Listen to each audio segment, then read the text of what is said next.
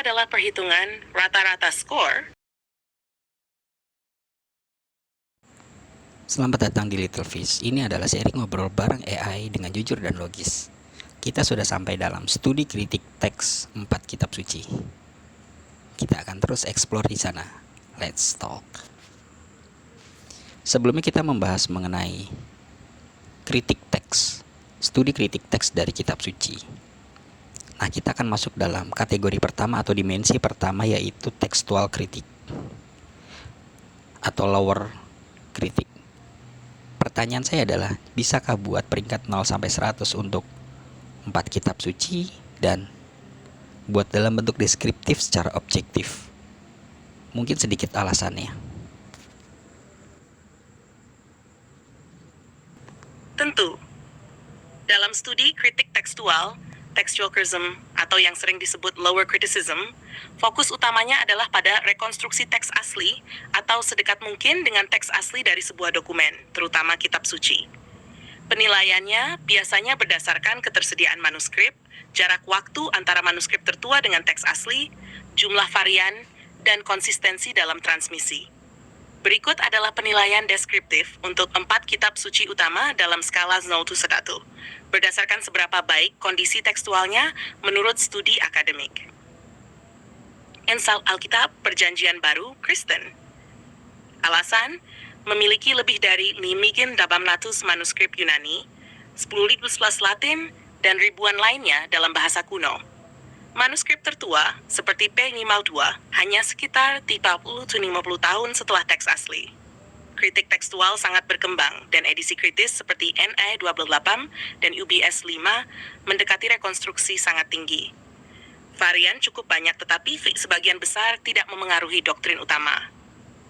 2. Al-Quran Iskor 5 Mastats. Alasan, transmisi awal secara lisan yang sangat kuat dan terkontrol sebelum kodifikasi pada masa Khalifah Utsman.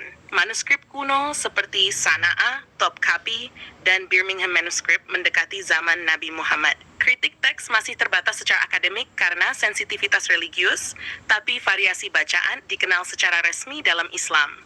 Stabilitas tekstualnya sangat tinggi sejak abad ke-7 meski masih ada ruang eksplorasi akademik. 3. Tanakh Alkitab Ibrani. Skor 75 Serdab. Alasan, teks Masoretik abad ke-10 adalah basis utama, tetapi manuskrip tertua seperti Dead Sea Scrolls memberikan pembanding penting. Ada varian tekstual signifikan dengan Septuaginta dan Samaritan Pentateuch. Upaya penyelarasan teks oleh Masoretes membuat teks menjadi sangat stabil pasca abad ke-10. Kritik teks cukup aktif, namun rekonstruksi ke teks asli masih mengandung sejumlah ketidakpastian. Tripitaka, Buddhisme, khususnya Pali Canon. Skor 60 Stab. Alasan, awalnya diwariskan secara lisan, baru dituliskan sekitar 400 tahun setelah wafatnya Buddha. Banyak versi Tripitaka dalam berbagai bahasa, Pali, Sanskerta, Tionghoa, Tibet, yang tidak sepenuhnya identik.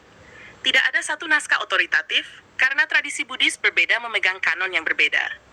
Kritik teks menghadapi tantangan karena keterpencilan geografis dan variasi antar sekte. Amil Lashran, urutan skor tekstual kritik, as Perjanjian Baru, Kristen 90, Dua Quran Ahana Tanakh Alkitab Ibrani, Yebiti Tabeldi.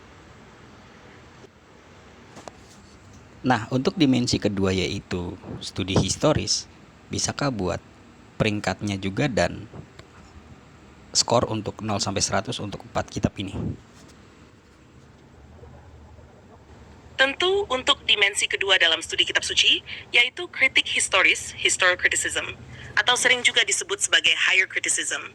Tujuan utamanya adalah memahami konteks historis dari teks, seperti siapa penulisnya, kapan dan di mana ditulis, apa latar sosial politiknya, apakah peristiwa dalam teks bisa dikonfirmasi secara historis.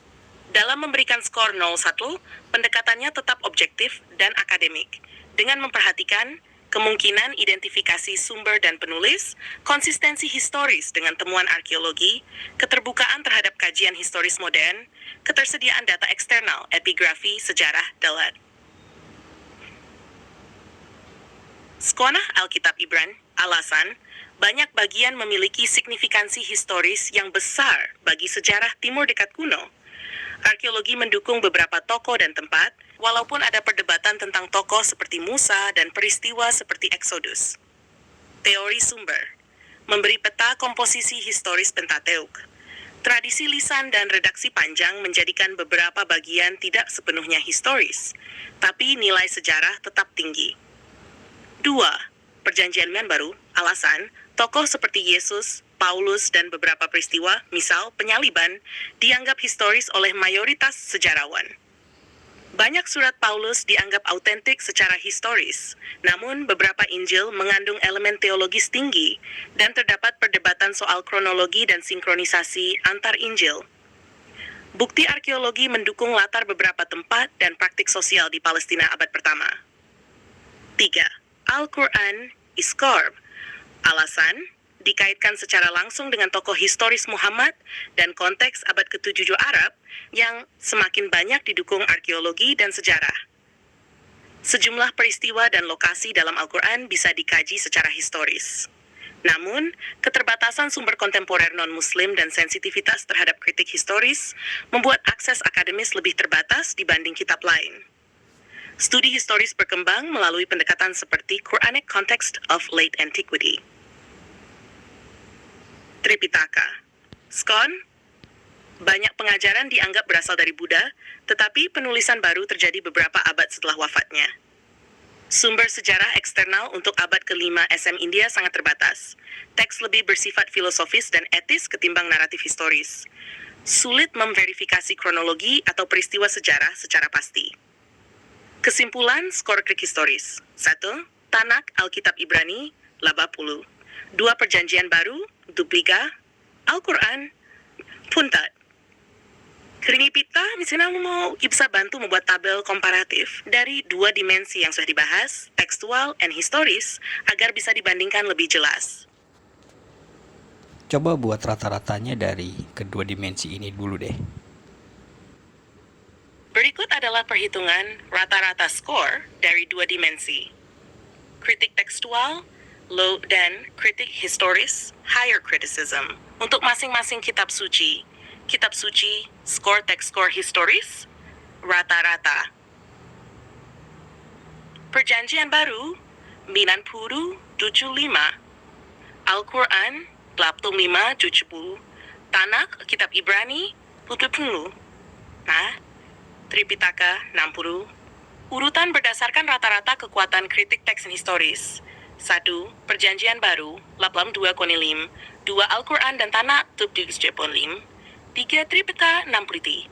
Kalau kamu tertarik, saya bisa bantu lanjut ke dimensi ketiga seperti kritik literer, kanonikal, atau teologis sesuai arah studi yang kamu kehendaki.